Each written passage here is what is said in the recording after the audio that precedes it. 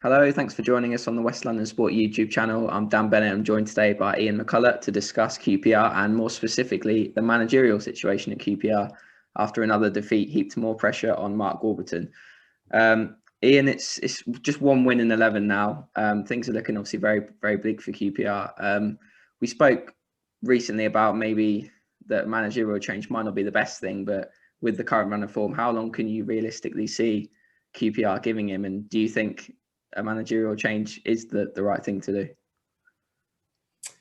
It's a difficult one, isn't it? I mean, these are very odd times that players and managers are working in. So, no fans in the ground. And if he was to lose his job, he'd probably be the first manager in QPR history to get sacked without people in the ground calling for his head. But I appreciate, there is a kind of grounds of opinion that maybe his time should be up. But it's a results business, as is said time and time again. And they've got a very tough game on tomorrow against Norwich, a ground that Rangers never historically have done well at. And a heavy defeat there, you'd kind of feel that the board may pull the trigger, but he needs something tomorrow. He really does. In spells, they weren't too bad on Boxing Day against Swansea. But it's the same story again, not taking chances and, letting in silly goals, and it's cost them. And it's becoming a kind of, I mean, in some ways I do feel a bit sorry for Warburton because, you pick the team, but players have got to be more accountable than what they have been. I mean, the first goal in particular, they haven't stopped the cross. You got Barbe, Kane, Dickey, Dieng all kind of contributing to a really soft goal that IU scored. And, Warburton's very protective on his players. He never singles players out for blame. And, because he is happy to kind of chat on the official website and is quite vocal on, Sky, etc., that it's becoming the same message being heard over and over again. I think fans are getting a bit frustrated by hearing the same old things said by the manager, and perhaps a bit of accountability from the guys that are running out and playing needs to be in order here. And maybe he does need to, give him a verbal lashing to the media, because at the moment they're not doing him any favours with the mistakes they're making. The manager will always carry the can for results, but at some stage, players have got to, standards have got to be better on the field. Silly mistakes that are leading to goals, strikers that are not putting the ball in the back of the net when they're given, good balls in the box that Ilias Chair was playing, and Dykes and Bond, they're not good enough to put them in the back of the net. That's, really where the problem is. They're not scoring any goals, and they're not keeping them out. I think that's the big frustration, isn't it? Is that it's the same kind of reaction and message after the games and off the pitch. And that is obviously because it's a very similar story on the pitch. I mean, you mentioned the Swansea game obviously on Saturday, where they actually played pretty well for large parts of the game and created some chances and didn't put them away. And there's been a lot of games, obviously last season as well, and especially this season, where they've actually not played too badly. They've had a lot of the ball. They've created a fair few chances that should be put away, and they've just not done it. I think back to the Bristol City game, that's probably the best I've seen QPR play this season, especially in the first half. They absolutely dominated Bristol City, played them off the park, and ended up losing 2-1, which just, I think that game perfectly summarises the season. But I think that's the disappointing thing, is that they've not been able to change that, and it's been a similar story throughout this entire run. It's, I say, 1 win in 11 games. There's also only 3 wins in the last 20 games. I think when Steve McClaren was sacked, he had a very similar run to that. So you look at those and you think, well, maybe they could make a decision. But I suppose in the Swansea game, we've spoken about before on the channel about us wanting to see a bit more change from the team and a bit more sort of a different system maybe. And he did do that, to be fair to him. He did switch to a 3 at the back. He went with Dykes and Bond up front, which started them for the first time this season, I believe. Obviously, they might have managed to train together finally. But I mean, was it just a case of too little, too late? And obviously, the changes he did try and make didn't actually pay off.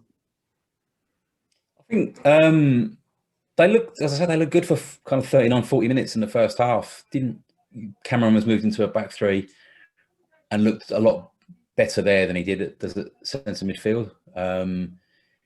It was a bit, Kane got forward quite well. Hammerleinen was kind of staying as the last man, preferring Barbe to kind of be the player putting balls into the boxes. And to be fair, you know, Bon forced a very good save out there, goalkeeper from a good cross in the box from Barbe. Elias Chair, who was again comfortably QPR's best player in the attacking sense in the first half, putting I think maybe 3 or 4 really good balls into the box. And, you know, the strikers just aren't getting on the end of them. And I will say with Bon, at least he's actually getting on the end of the chance. He's getting in the right position. He's not putting them away. But Dykes looks like he's really struggling. And the young player, Kelman, came on. And, you know, although he didn't really have a goal-scoring chance, but he looked straight away more confident, holding the ball up. Good strength to hold off big defenders and trying to play players in and actually doing something that Dykes isn't doing, just holding the ball up. And that's what Warburton wants him to do, to hold the ball up, to lay it off for the wingers or the Chairs and the Samuels to come in and create chances. And it's not happening. So, I mean, his job's on the line. It really is. He has to try something different against Norwich. I mean, he may keep with the formation. I mean, Norwich are, a fair side. They've got a lot of players that were playing the Premier League last year, but, maybe give Kelman a run. Maybe give Marston a run at centre back. He's not going to do any worse than anyone else who's playing back there at the moment. I mean, Dickie's been good. Barbe mixes good and bad. He did some good things at the weekend, but him and Cameron were caught flat-footed for the second goal. Him and Dieng have not called this basics. Call for ball into the box. Call for it. Keeper calls for it. Centre-half calls for it. And they've collided with each other. Ball's hit the post. He won't play young players because he's worried the mistakes could damage them. But experienced players are making mistakes. So maybe put a young player in. Maybe give him a run. Maybe put Marston back in the side. Give Kelman a run. Perhaps give Batache a run in the centre midfield. He's got to mix it up a little bit. In terms of the management situation, you have to ask who's going to come in and do better with what they've got. Because of the run of games, I know we've laughed at Warburton for saying that Bon and Dykes haven't actually trained together, but the reality is the teams aren't doing much training. They're literally playing, having ice baths, recovering, travelling. So if a new manager was to come in, is he going to have a chance to kind of put an imprint on the side on the training pitch? I don't think he is. And what you're going to have now is you're going to have every agent with a manager on their books getting in touch with the club and finding out, what's happening. Is he going to go? Is he going to stay? And you've got the transfer window due to open, in 3 or 4 days' time. Do the club stick by him and let him bring in 3 or 4 players that can, get him out of his funk? Or do they sack him, bring a new manager in? He doesn't know any of the players, has a transfer window. I mean, what do you do? It's a tough one. But as you say, the stats don't lie. The run of results hasn't been good. But I mean, 12 months ago, we were lauding Warburton. They're putting 6 past Cardiff, 5 past Swansea. And the football's a joy to watch. And, the football now, they're trying to play. It's still good football they're trying to play, but it's not having the outcomes we saw last season where goals were plentiful. And therein lies the problem, really. I mean, the Dykes, they've spent a lot of money for Rangers in recent years, but he's not doing it. He really isn't. Perhaps Kelman might be a shout. Maybe just if they can sneak up, it would be typical QPR to go to Norwich and sneak a 1-0 win. I doubt if it will happen, but after Norwich they play Luton, and I'm going to show my age here. And I remember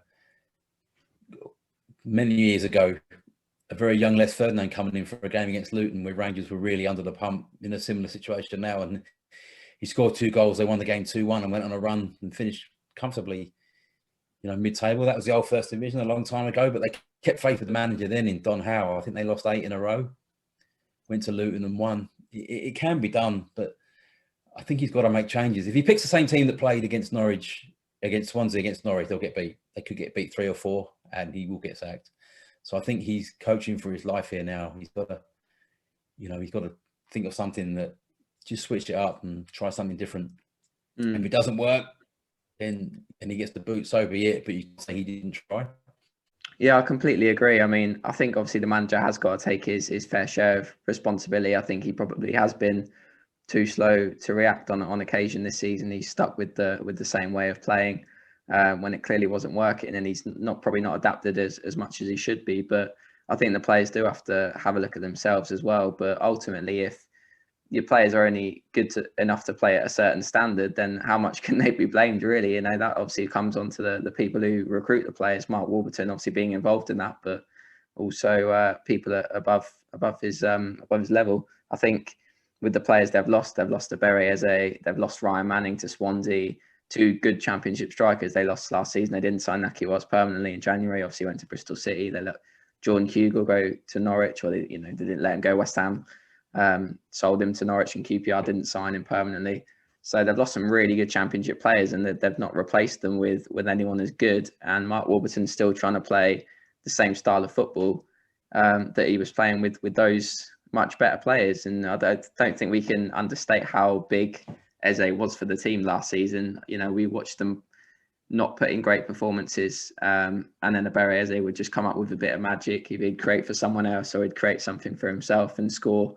And he was massive for them. And we see how well he's doing at Crystal Palace now. So yes, the manager has got to take some of the blame, but ultimately the squad just doesn't look great, which is why obviously you mentioned that the January transfer window is so important.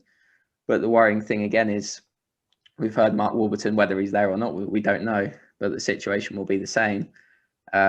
Speak about, well, it's not going to be a very active January transfer window. They're not going to spend a lot of money on players because they don't have it. So, you know, I think last season, I think they only signed one player in January, I think, if I remember correctly.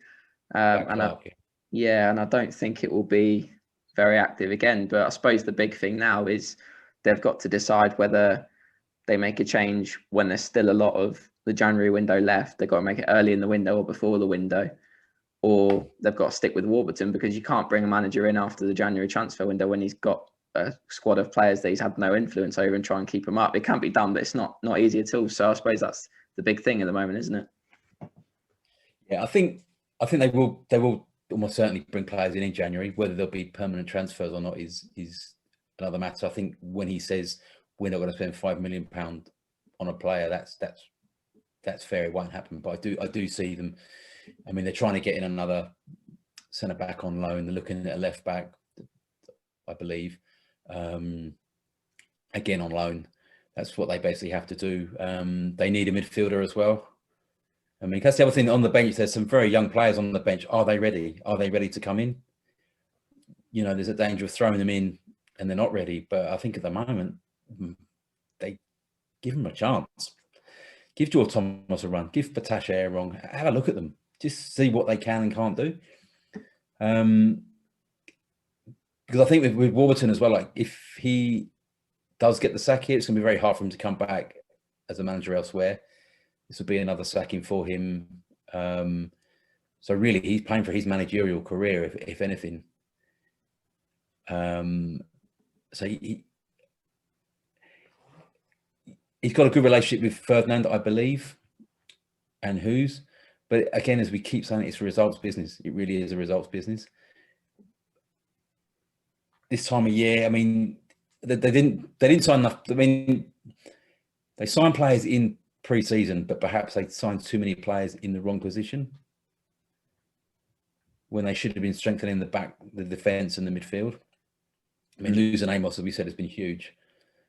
So, you know, but if they can bring in 3-4 players, we've seen it last year. I mean, Wigan turned it around, looked for all money they were going to go down, brought in some shrewd loan additions in January and finished the season strongly. And if it wasn't for the biggest scandal in football history, they would have comfortably stayed up in the Championship. It can be done. It can be done. I mean, I wouldn't be. I've heard claims that Rangers are sleepwalking to the League One. The way they're playing at the minute, you can't disagree with that. But I do think it can be rectified by just bringing in just a couple of players, just to tide you over, just to get you through to the end of the season. Yeah, definitely. If they can bring in what you have, just trying to freshen it up. You know, a centre back that can play and just prove standards, make people accountable. Why is that cross coming from the left so easily? Why are we making such easy errors? These are very easily repaired. You know, a coach and manager can do so much, but on the field, sometimes players have to take responsibility, you know, and hold themselves accountable for, you know, basic errors. I think, like you said, if they can bring in a couple of quality additions, probably a central midfielder is the big one, maybe a left back. I think that would make a massive difference, and absolutely he can turn around. I think, to be fair to Mark Warburton, I think he's a good Championship manager. He's proven it before. You know, he got the sack at Nottingham Forest, but really he didn't do that bad a job. He finished about mid-table. They weren't in danger of getting relegated or anything like that. So, and obviously he did a fantastic job at Brentford when they got into the playoffs. They had really quality players. They had Alex Pritchard when he was young. I think he was on loan from Tottenham at that point. I think they had Andre Gray as well. They had a really good team, and the style of football they were playing was brilliant. But I just feel like the thing is with Mark Warburton, obviously, he's very passionate about how he thinks football should be played and the way he wants to play. But it has to have a certain amount of type of players, and I just feel like he hasn't really got that at the moment to play that style of football and be successful with it. And yes, they have created a lot of chances, but it's just when you look at the team, I think, like we obviously spoke about, Lyndon Dykes struggling, and when you compare him to the sort of striker Nahki Wells is, they're so different. And Nahki Wells thrived under Mark Warburton for a reason, because of his style of play. And they've just not been able to recreate that. But I suppose the big thing is as well is the defensive issues have been a problem since last season, and I think arguably they've slightly improved this season, although the stats don't suggest that. They have managed to keep a few clean sheets, and Rob Dickey's been largely, decent. He's done a good job, but they've got the third most goals conceded in the league again this season, and they're still just making too many individual errors. How much you can blame on the manager, I don't know, but it's been a key sort of point of his time in the club. Yeah, and again, it comes down to the basics. Gary Neville's far more qualified than myself to say it, but he says it on a regular basis on Sky. Stop the source, stop the cross. Don't let them cross it. If you don't let players cross the ball, it's harder for centre forwards to score. Rangers don't do that well enough. That's one of the problems. There has been the last 2 years. But in terms of the stats with McClaren got sacked because Rangers basically had no identity. That was the reason he was marched by the board. Warburton has given the team an identity. You know what you're going to get from a QPR team. And I enjoy watching the football, but I don't enjoy watching, linked to 2-0 home defeats to, Swansea aren't that good. They're okay. They're a decent Championship side. But they didn't run all over Rangers. And that's where you look at it and go, well, they're not getting towed up. They're getting beaten. And it's frustrating. And at the minute, should he go? The question would be, who do you bring in? He's out of contract at the end of the season. Do you stick with him, give him a loan window, bring a couple of bodies in and see how it goes from there? Because at the end of the day, you get something at Norwich, you beat Luton, you play a reserve Fulham team in the Cup, you get a win there, everyone's happy. Things change. Things can change so quickly in football. But Rangers historically have sacked managers very easily. Has it really worked? Perhaps it worked when Warnock came in, but I can't think of many times when sacking a manager mid-season has actually benefited the club long term. I think the thing I'd most like to see is them back him in January with a couple of, like I said, really high quality Championship additions that would definitely improve the team. But I just can't see it happening. And I think if they don't bring in the players they need to, and they persist with the style of play they've been playing with, I think they've still got enough to stay up, but it's risky. It's really risky.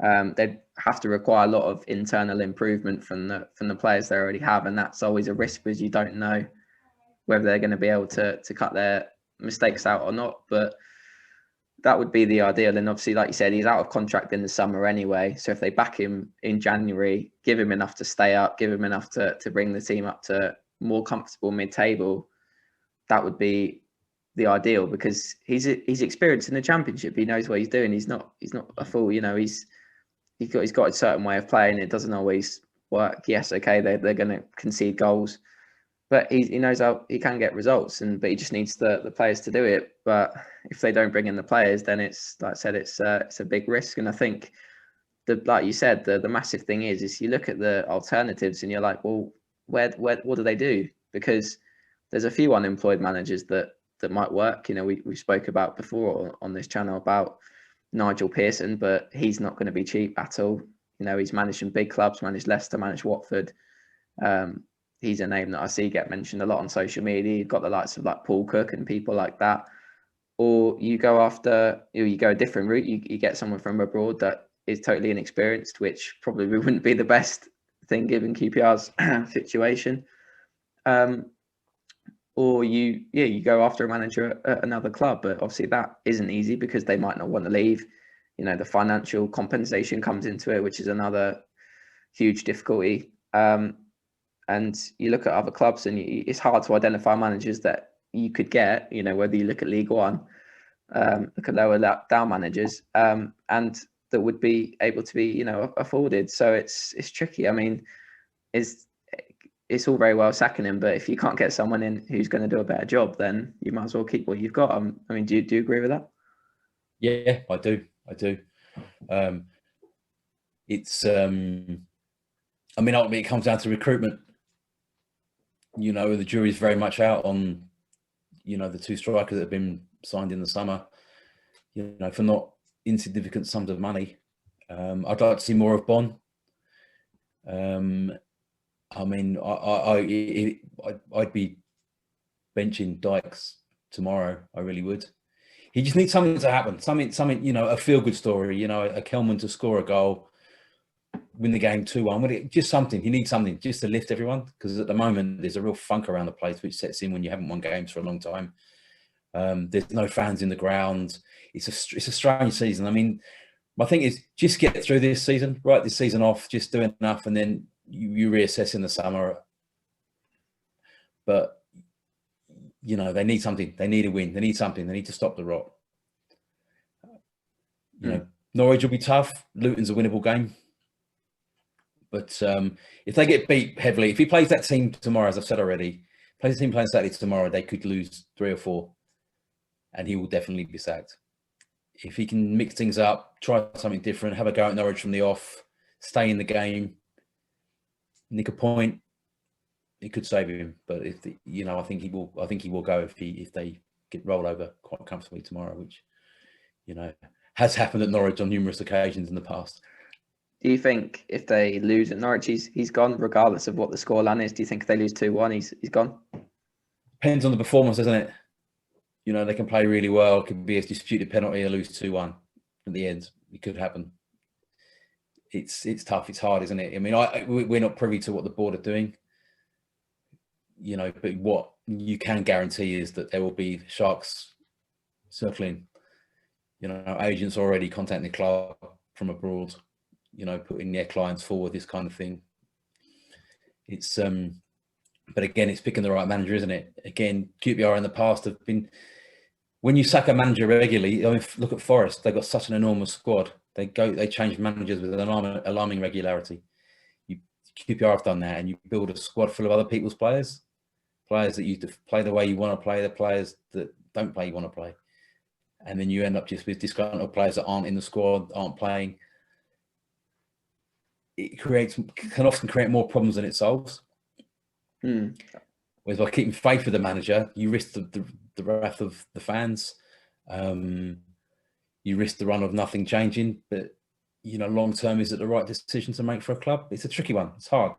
I mean, you know, the board have to decide now what they think the long term decision is, the right decision to make, and is it to stick or twist? I think, as I keep saying, it's results business. Yeah, I think changing manager, obviously, the big thing it can do is give us a bit of a cliche, but it gives you that kind of new manager bounce, and results sort of improve temporarily. You can get a couple of wins together, which sometimes is enough to keep a club in trouble up. You know, we've seen it happen numerous times, but at the end of the day, long term, I'm not sure how much it fixes, because the problems always usually runs deeper than the manager. You know, you look at, like we mentioned before, the playing squad not being quite the level it should be. Probably you look at it enough to stay in the division, but, you know, probably where they are now isn't far off where they should be when you look at the quality of the squad overall. And, you know, you have to look at recruitment and things like that rather than just the manager. But yeah, it will certainly be interesting to see what happens if they do lose to Norwich, whether they do decide to make a change. I think they probably will decide to do that. It's just a matter of who else they would bring in, to be honest. I mean, unfortunately, the bad news is, Pochettino looks like he's going to take the job at PSG, so that's another one gone off the list. It's tough out there. It's tough to find a good manager. So yeah, we'll have to see what happens and whether QPR can pull out a big result with Norwich. But yeah, if you enjoyed the video, please give it a like and subscribe to the channel. And thanks for watching.